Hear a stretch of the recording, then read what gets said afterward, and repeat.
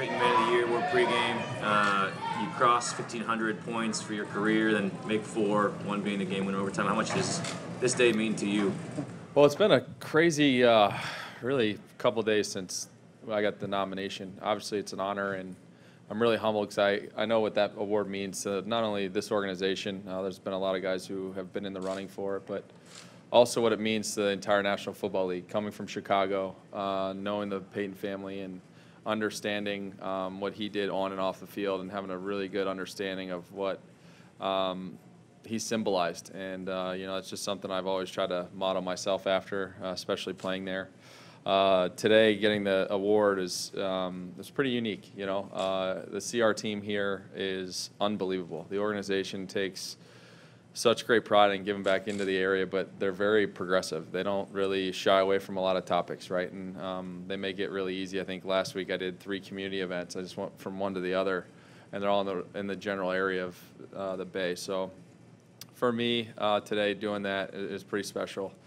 Receiving the award, and then you go to the game, right? I mean, you're talking about today was probably the hardest conditions I've had in 2 years here to kick. But I know how much this one means for Sherm. I know how much this one means for our fans. We haven't won, I think, against Seattle since 2013. So for us, just being able to get a win and having some positivity going towards the end of the season with a lot of young guys, I think it's going to help us for next year. You mentioned the conditions. It wasn't dumping rain at the beginning of the game. So how do you kind of adjust on the fly when the conditions change that dramatically? Well, I think the field crew has done an awesome job, ever since I've been here. Griner and his staff have been unbelievable. I thought the field held up great today. I thought that it played really well all game, So as far as the field conditions, it wasn't even a conversation. As far as the wind, it changed, pretty much the entire time. So we were in constant communication with Coach Hightower and Coach Shanahan and the guys in the box to understand what the yard lines were. And I thought they did a great job managing the entire game from start to finish. How do you track the wind? Is it just flags? This place is difficult. Sometimes the flags will be going one way, but you feel something a little different. So I think we had like a 33-yard field goal on the right hash that was supposed to go right to left. Flags were going that way, and I played it right center, and it just kind of stayed there. So I wasn't too happy about it, but thank God it was 33 yards and it snuck in the upright. But sometimes you just have to be able to play it middle and mentally do that, and it's taken me a little bit of time, and sometimes I talk myself out of kicks. But Bradley, Colin, the whole offensive line, and all the field goal team has been, in 2 years, I mean, these guys are doing something that's pretty incredible. Robbie, did you see the PI call and then Jeff Wilson's run that got you in range? I didn't, I don't get a chance to really watch a whole lot of the plays. I just look for down and distance and time, really. You mentioned Colin. He's only been here a couple of weeks. It seems that you guys haven't missed a beat. How has that transition gone with him? Well, he's come in and done a great job. Obviously he's a young kid that you expect him to come in and play at a high level. That's just the standard that we hold in our room. And he's come in and really thrown the ball really well on field goals, and he's done a great job for us in protection on punt. And, I think he's thrown the ball great there to help Bradley out and have some good numbers. I think, he's a kid that, he's only in his second year, but you can see some of that playoff experience he had last year coming to play in games like this when you're in tight games. You are a free agent after the season. Kyle said obviously he would like to have you back. I assume you want to come back to it. Yeah, I'm not really worried about that. What's the matter if I get signed today, 14 days from now, 3 months from now? It hasn't really been much of a conversation. So for me, I'm just worried about playing football. Our whole room's up, and that's all we decided to do is come in here and play football and let whatever happens happens. And if I get to come back here, that'd be great. And I'd love to be here. I have a lot of respect for the York family. I have a lot of respect for Kyle and John and the organization. I think my family has really enjoyed themselves here. Just like I stood at the podium, I think, right around this week last year.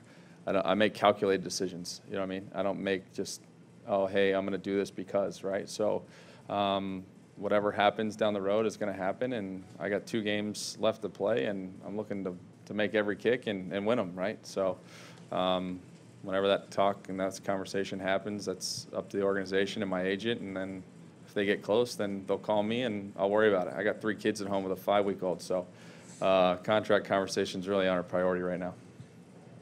Game-winning field goal attempt in overtime, mentally, same approach as every other field goal? Yeah, you know, I've had a lot of success against the Seahawks, surprisingly. My rookie year is kind of the kick that put me on the map, is a 49-yard field goal in the playoffs against Mike Holmgren, and those guys were playing really well, Matt Hasselbeck, Sean Alexander. And then we had Pete Carroll come in a few years later at home in Chicago. I hit a game winner against them. So I enjoy playing the Seahawks, and this one feels pretty good for us because I know they're in playoff contention, and I enjoy playing spoiler. You're about 13 years older than Nick Mullens. He just made fun of the way he dressed just now. What do you make of him and his story? Well, you know, I think I wish that everybody could have a camera on him 24/7, you know, because I think it would tell such an immense story on what Nick Mullens has meant, not only to this team, but the organization. You're talking about a young kid who's come in here, learned the offense, was on our practice squad all last year, literally in his playbook, teaching the receivers, the young receivers in his class, the playbook. You know, he's really a coach. I mean, the kid has such an incredible story that he finally gets his chance to play, right, about a year and a half later, and he's really taken the reins. Like, he's a true leader. I think he's played phenomenal. He had a 114 QB rating. He was 20 at 28 today. I mean, he managed the conditions in a tough game, right, really well. So you cheer for guys like Nick Mullens. So was the next step for him learning how to dress nicer, or what would you say? Well, I mean, look at this. This is how a kicker dresses, you know what I mean? Yeah. So, well, you're a kicker, though. yeah, absolutely. You know, he is younger. He has more hair. He's more handsome. So those are all props to him. Thanks, guys. Appreciate it.